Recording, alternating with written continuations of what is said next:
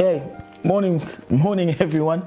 God is good. He's woken us up again another day. And so today we want to look at Luke chapter 12, verse 13 to verse 21. And so God's goodness is seen in his generosity, is seen every day. We see God being good to you and I. But when you don't believe God's goodness, what tends to happen is that you take credit for the things that he's done.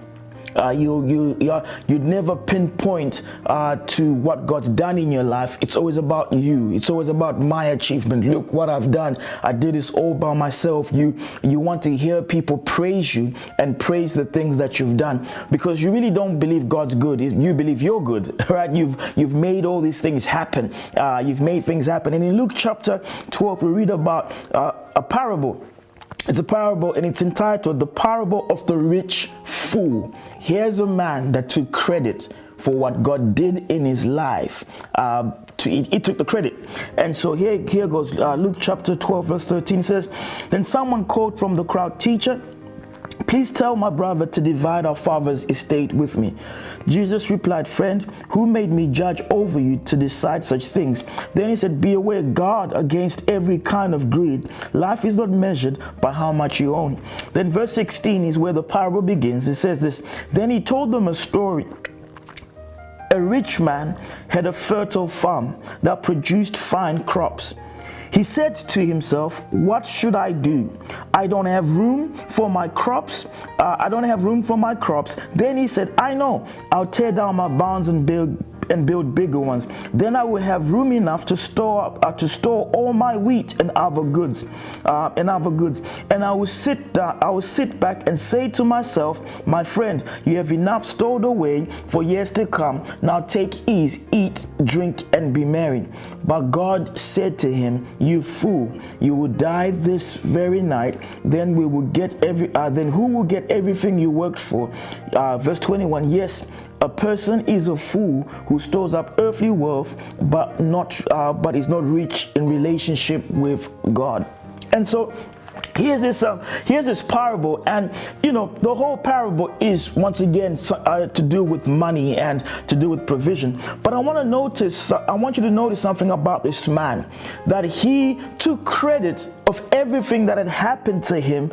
He took the credit. It says a rich man had fertile land that produced fine crops. He said to himself, What should I do? I don't have room for all my crops. Then he said, I know. I'll tear down my barns and build bigger ones. Then I will have enough room to store all my wheat and other goods. And I will sit back and say to myself, My friend, you have enough stored away for years to come. Now take ease, eat, drink, and be merry. This man seems like he's a product of himself. He didn't need anyone to plant. He doesn't thank anyone from planting. He doesn't talk about his family. He doesn't talk about his workers. He doesn't talk about anyone else. He doesn't even talk about God. Everything that happens to him, he takes credit for himself. He's done it. He's planted them. He's at a harvest. He's going to build barns. He's going to break the old ones up. He's going to store them up, and then he's going to sit down and be married. Here's a man that forgot that the reason why he has what he has is because of God. And so sometimes when we doubt the goodness of God, or when we don't believe that God is good, we tend to take credit for the good things that happen to us. And that's pride.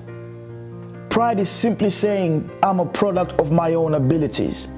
But today I want us to begin to thank God for the abilities he's given us.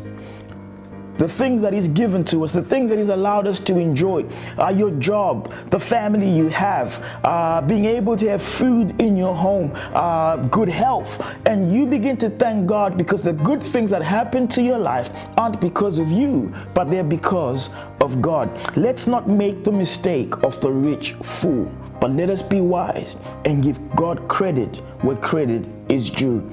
All we have is from him.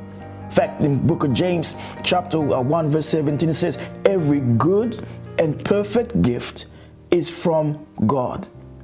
Everything you and I have is from God because He's a good God. So today, why don't you spend some time thanking God for the good things that He's bestowed upon your life, that He's given to you, and have a fantastic day as you carry on your business today, and see you all tomorrow morning.